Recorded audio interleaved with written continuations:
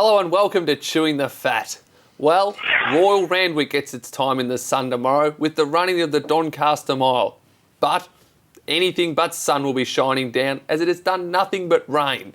So in between packing into Noah's Ark, make sure you have a bet with our preview of all runners and why they can and can't win. Our co-hosts, Edward Sadler and Bree Lachlan, tipped up a storm last week, and if you watched the show, you'd be still counting the cash. So make sure you stick with us as we find a winner for all the major races, both in Sydney, and have a sneak preview at Caulfield and Adelaide as well. So it's great that you've returned, you two, after your tipping exploits last week. I wasn't quite as good as Bree, Nick, but no, you were on fire last week. Yeah, what am I doing here? I should be in Hawaii. For those who missed it, Bree tipped Ethiopia to win the Derby at about $17. And Yes. as a result, you're in this fabulous new outfit. Thank you. Yes, celebrating the Doncaster this weekend. So went to a little bit more effort, and so did you guys, tyres and all. We just did as we were told, Bree, but no, looking forward to this week's show. I think the Doncaster is going to be a fascinating race, and the rain just really opens it up, as rain generally does in racing, because you've got 22 horses. We don't know who is actually going to run because of the weather. A lot of horses are a query, not just in the Doncaster, but in the other races. Horse like Bell Sprinter, for instance, has never been tested on wet track, so you don't know if he can handle it or not. So it's going to be a fascinating day's racing, and really looking forward to it. It has. Well, it will be a fabulous weekend, and it will be interesting to see if Bell Sprinter can break through for the first Group 1 win. But another event that's happened this week, the Cleo Bachelor of the Year, and Hayden Quinn took that out. Any relation at all, Nick? Or not your alias or something. Fortunately for Hayden, he's not related to me. Not some sick love child between Nick Quinn and Hayden Lane. Good call. Didn't think of that one. Is that all Some you've of got my with best that? mates. Is that all I'm going to have to cop about this Bachelor of the Year? You haven't got anything else? No, well, I thought you would own it, but very kind of you to admit and be honest about that one, Nick. Well, you both make an excellent point. It's going to be a fantastic Doncaster Mile. So punters, grab your raincoat, your rubber ducky, and join us after the break.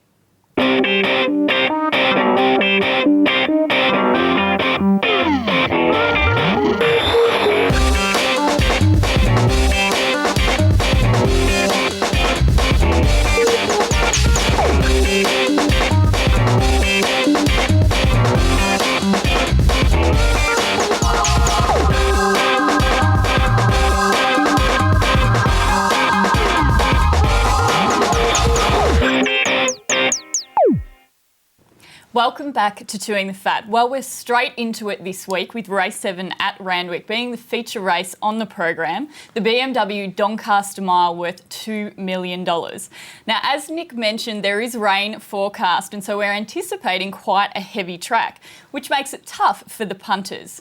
So let's go and review the entire race. Firstly, I'll start with Rangi Randu. What do you think, Nick? I'm not a fan of Rangi Randu, and I can't see him winning. It's great that he's returned from injury, but I just don't think at this stage of his career he's good enough to win a race like this. I'm going to take him on his run behind Managar. That was a pretty good performance. I know he shifted out and say because of that interference, Managar probably should have won by more, but there still wasn't much between them. Then his last run, he was only a half length off Metal Bender and the George Rider. That's pretty good form coming into a race like this. I think he's back in form. I think he's definitely in with a chance. He's probably my top 4 or 5. More joyous, Nash Rawiller aboard, of course, from Gay Waterhouse. Well, has gone for an absolute bath in the betting, this horse. She opened $3.50 after an emphatic win last start. She's now out to as much as $6.50, but I think that's an overreaction. She's tough, she'll be on pace. Obviously there's question marks about handling the track, but obviously she's got to be very much respected.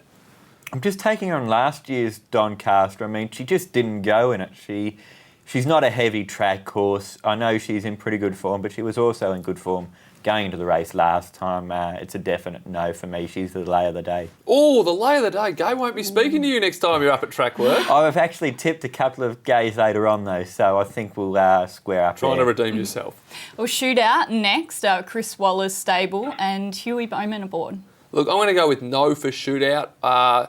Has won this campaign, but that day everything went right. The main rival, Pinker broke down, or pretty much broke down in the race, wasn't a factor. I just don't think he's going well enough to win a race of this nature. That race you're referring to, obviously, the Chipping Norton 1600 metre race. He's come back to form, I think, this time around. I mean, he had a couple of injuries, but in that autumn and spring of 2010, he did show us a lot, and he was a very, very good horse then. And I do give Shootout a reasonable chance. Record on wet ground is a little bit of a concern for me, though. It's a bit of a query. Well, I'll back it up by saying I'm treating Shootout and Rangi Rangdu as scratchings. I'm treating them as some chance. Albert the Fat, of course, Chris Waller training and Stevie Arnold riding. Look, I give Albert the Fat a good chance. We saw at Flemington on Emirates Day when he won the Emirates Stakes over 1,600 metres on what was a very memorable day at Flemington. And I think on that form line, you've got to give him some sort of chance. Has had one start on the heavy where he flopped. Happy to ignore that, and yes, I'll give him a life chance. Don't know if he's going as well as the spring. That's my only query. I'm prepared to ignore Albert the Fat. Sincero, of course, from the stable of Steve Farley and Craig Williams aboard. Very hard horse to catch, isn't he? He had such a rap on him in the spring and probably trained off towards the end of his campaign. He's going well enough, and I do think, despite the heavy track, he's a good each-way chance. I think he's fairly well in at the weights too, which is something we haven't discussed yet, but it's a really important issue when it does come to the Doncaster, which was another reason why I didn't like More Joyous as well. I think his 2 runs in this campaign have been good enough to figure in a race like this. He's well in at the weights, and he's got the best jockey in the world at the moment on top. Geez, that's a big rap. I think there's stats and measures to prove what I'm saying there. Dan Lee, another one of Chris Waller's. I know they're very confident about Dan Lee, and there are a few ticks. Does perform well on the heavy track. Probably a mile is now his pet distance, but he hasn't won for a while, so probably not the worst. But I'm having a little go on each way here, say why he can and can't win. Not the worst, but would surprise. I'm going to say the exact same thing. I can't. Perhaps the old Dan Lee, the Dan Lee that we saw win the Manikato a couple of years ago, but not this time around. I'm prepared to ignore Dan Lee. Happy Zero from the Hawks stable. Very disappointed the rain's come for Happy Zero. I thought he was a massive chance going into the race, but if you go through his form, he needs a good track. So if this was even a dead or a good, I'd definitely have him in my top 3 selections, but he hates the wet, and I wouldn't be stunned if they scratched him. Yeah, I think he will be scratched. I spoke on Tuesday morning to Wayne Hawkes, who was saying that the horse is absolutely flying. He actually thinks the horse should have won the George Rider, but if it's a rain-affected track, which clearly it is going to be, then they're not going to run the horse, and he'll go instead to the All-Age the week later at Randwick. And I would actually think it'd be, obviously we need to see the field, and if Atlantic Jewel runs in that, she'll be hard to beat, but I think he'd be a good chance in that next week. But the same thing might happen. It might be a bog again. I mean, that's who knows? A week's a long time in racing. Very true. The next one, we've got Wall Street, one of Mike Moroney's and Damien Oliver taking the ride around. And isn't he massive odds? He is absolutely flying. They bet $76 on this horse on Monday. He loves the wet track. We've seen how good he is over the distance, winning an Emirates Stakes as well, which might prove to be a good form line for this race. I think he is terrific value with Ollie on board, and I cannot find a reason why he won't run a place. You reacted like a 16-year-old guy seeing a beautiful babe at the beach there, Quiddy, with the way you looked at those odds.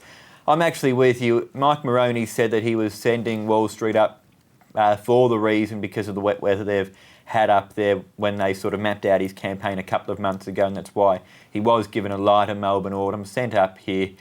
He's been ticking along nicely. I think he's my best roughie in the race. I do like Wall Street. The next one is Edward's Omen bet from the spring. A Secret Admirer. Yes, well, don't we know what the controversy Edward caused during the spring, but we won't go back down that path.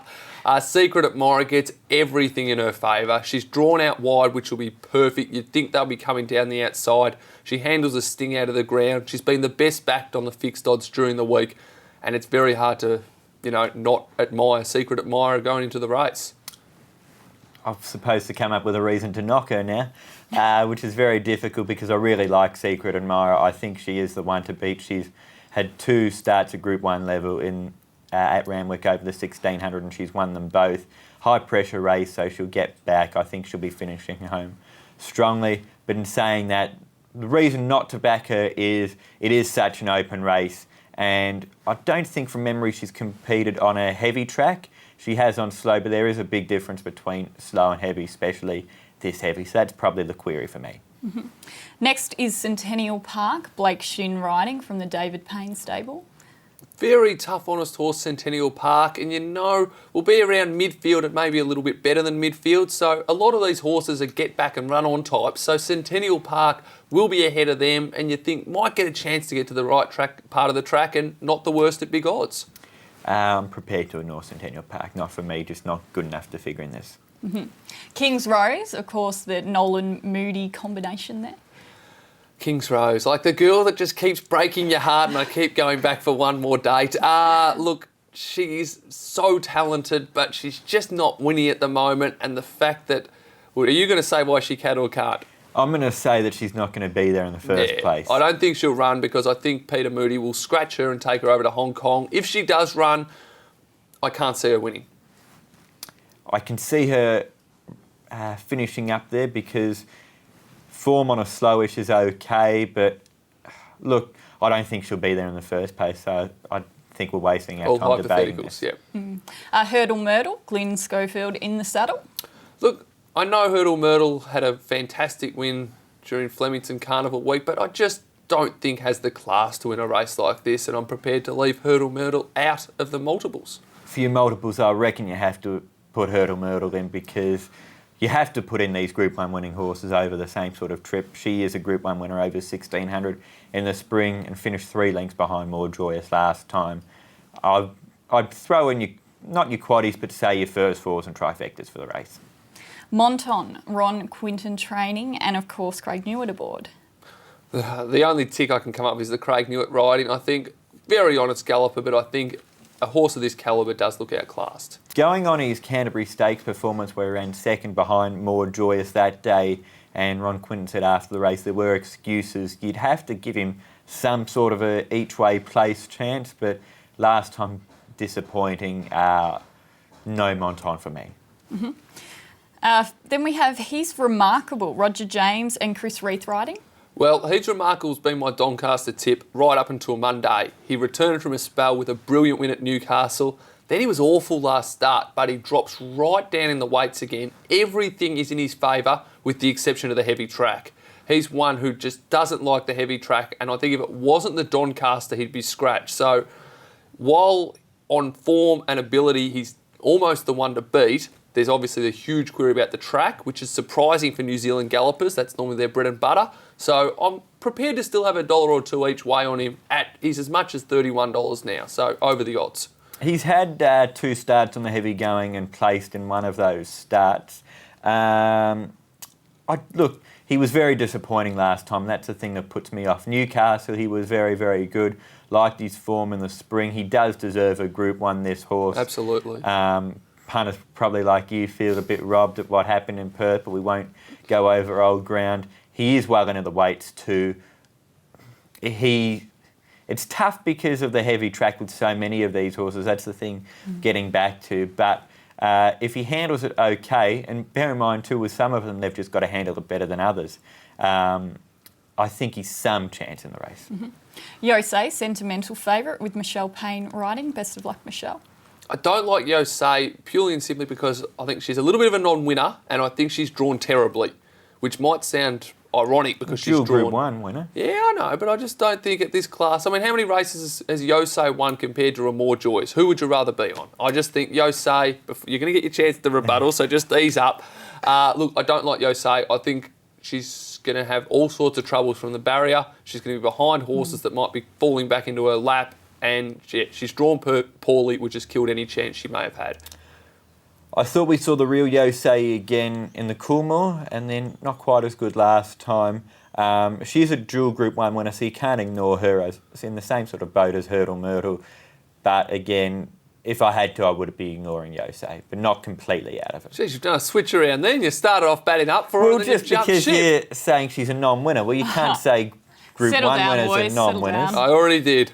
Absolutely, one of Mick Kent's. Yes, Mick Kent, despite saying on Monday they weren't going to go to the Doncaster with this horse, 12 months ago absolutely broke her maiden in very similar circumstances, and I think she's a massive chance to run a big race at $51.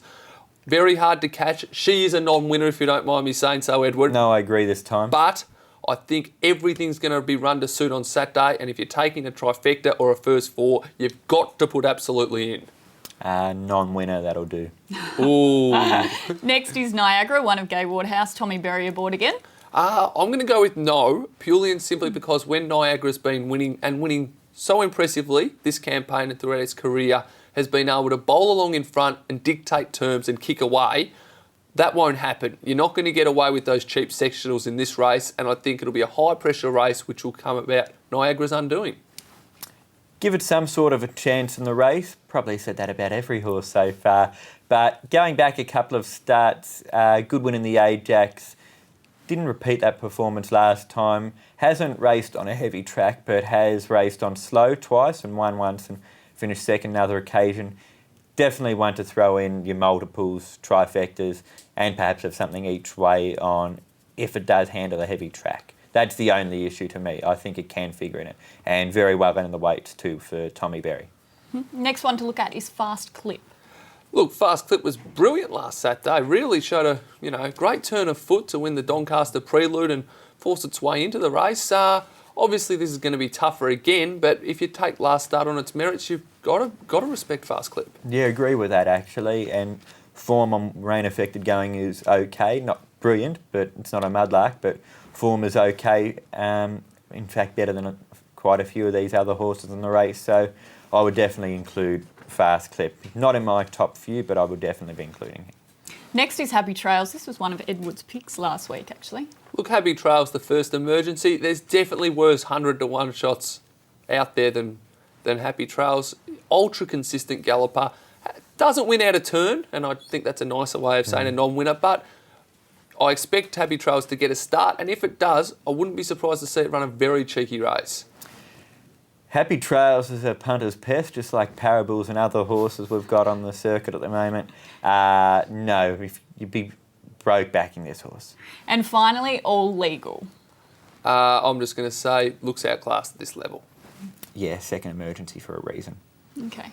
Well, it will be interesting to see who takes out the Doncaster this weekend. We'll take a break here on Chewing the Fat, but when we return, we'll review the remaining feature races at Randwick. Group 1 racing Saturday, the Doncaster and Secret Admirer, a great chance for you.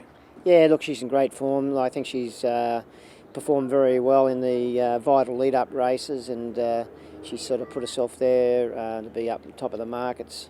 She loves the Randwick Mile. She's had the 2 goes at the Randwick Mile for 2 Group 1 wins. Looks like she'll get favourable conditions Saturday. She just loves that edge off the ground, and we think she's in great shape. Where do you see the main competition coming from? Oh, look, no doubt. More Joyce, at the top of her game. She's always very hard to beat. I'd say Shootout's very well in, 56.5. He's got a great record at the Randwick Mile. I'd say that they look the 2. Now towards the Doncaster, and you know very well what it takes to win one, and you've got several leading contenders. Yes, I have. The best performed and the best weighted is More Joyous. She's tipped in the race, and I can't fault her. I mean, her work here this morning was outstanding. The other 2 horses, of course, are the Colt, the exciting Colt by Costa de Lago Niagara. He worked stylishly here this morning with Tom Berry in the saddle, who rides him in the Doncaster, and the lightweight chance Fast Clip, who'll be ridden by Jim Cassidy.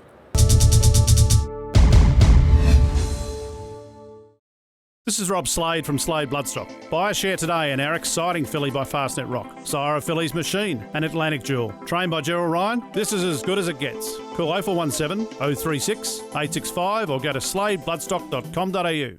Welcome back to Chewing the Fat. Now, before we move on to race 8, we'll just have a look at our selections there. Now, we're all going for something a little bit different. Well, race 8 is the James Bogues Galaxy for sprinters at Group 1 level over 1,100 metres. Now, punters are hoping that Bell Sprinter can break through for his first Group 1 win, and he'll start as the heavy $5.50 favourite. Let's take a look at the market. So Bell Sprinter at $5.50.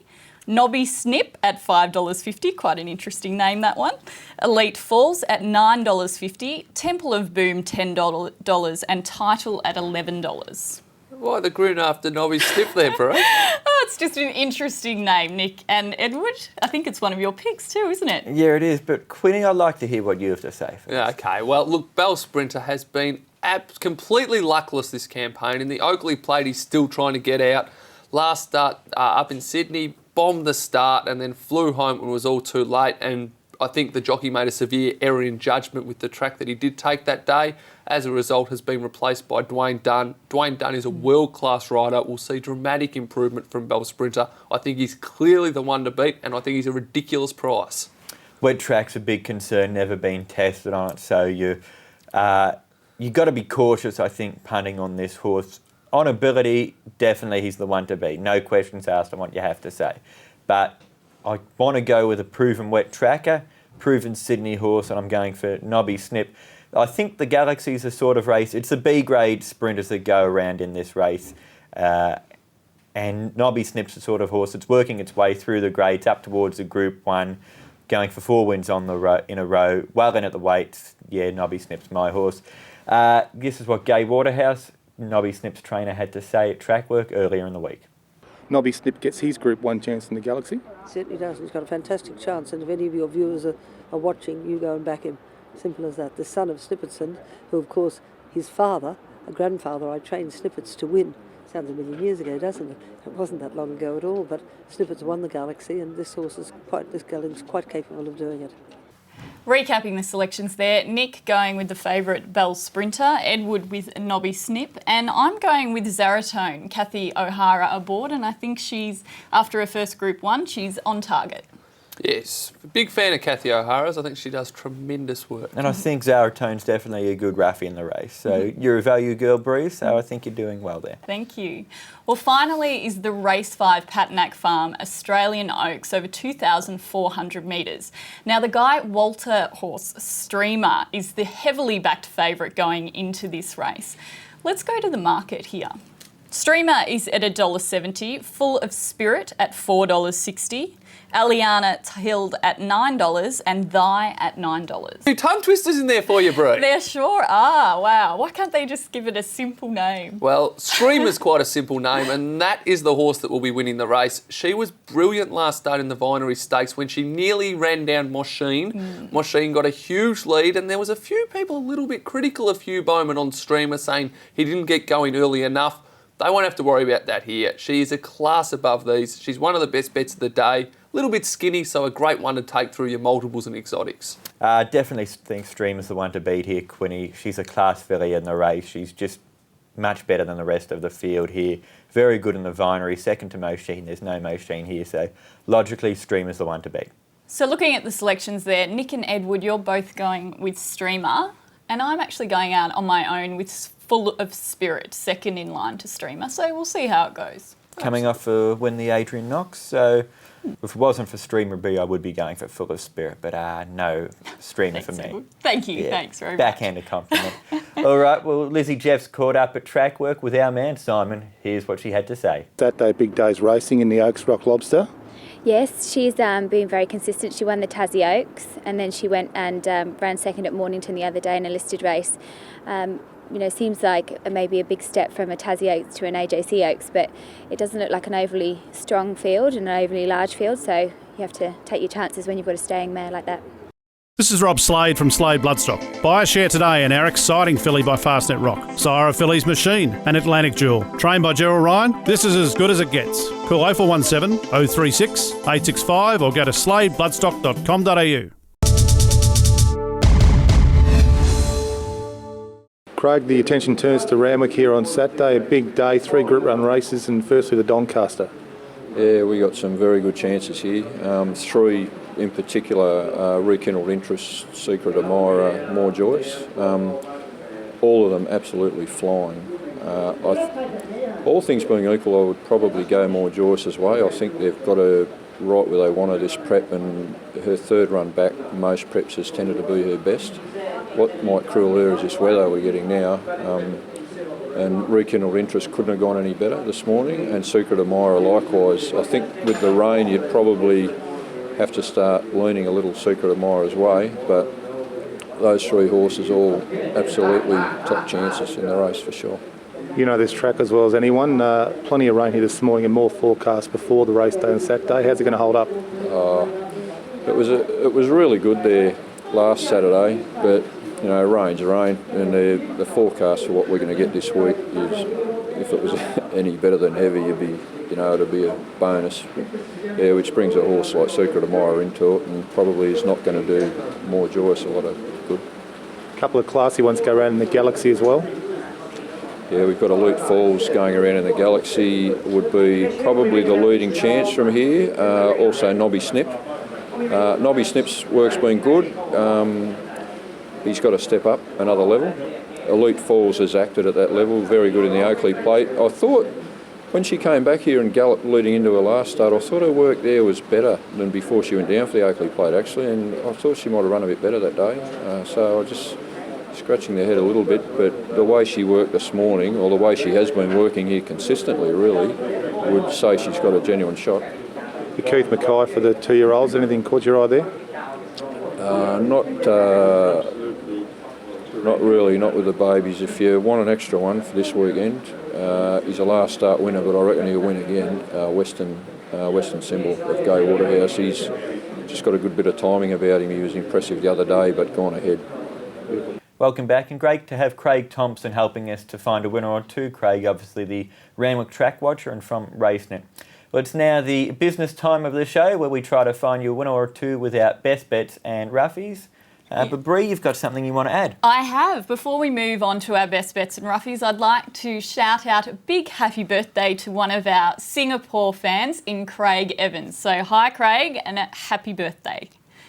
Yes, I'm sure that's made Craig's not only his birthday but possibly his year. So, well, it's been an entertaining show again today, and I think we've found a few winners. Hopefully, both around the country, but mainly up in Sydney. So, do you want to recap through the best bets and the roughies for the weekend? Yeah, sure. Nick, now your best bet, you're heading to Morfettville, Sheila's Star. Absolutely, Daintree Duke. He was a superstar. This is her little sister. He unfortunately. We never saw the best of him because he died before his time, but Sheila's Star, ever since joining the Mick Price stable, is flying, and I think she'll be winning again.